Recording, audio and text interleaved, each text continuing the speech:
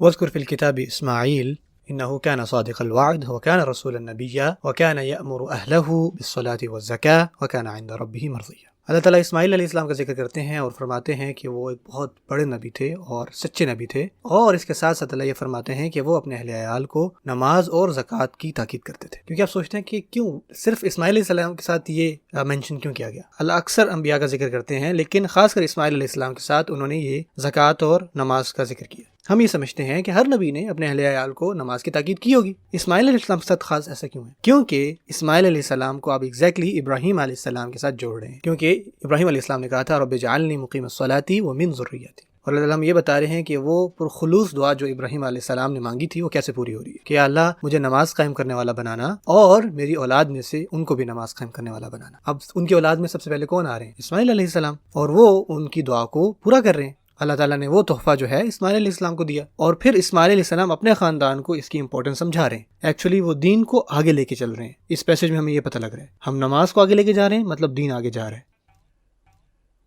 میں دوبارہ کہوں گا کہ دین کو آگے لے جانے کا مطلب یہ ہے نماز کو اپنی نسلوں میں قائم کروانا، ٹھیک ہے؟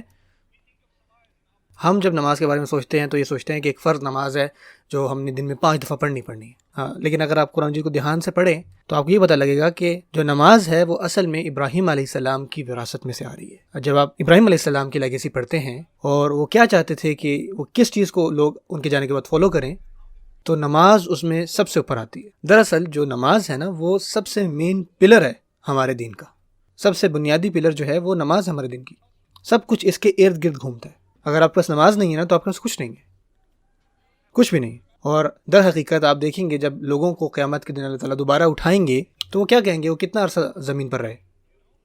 الا لبثنا الا یوما، وہ یہ کہیں گے ہمیں تو شاید لگ رہا ہے کہ ایک دن ہم نے اس دنیا میں گزارا ہوگا۔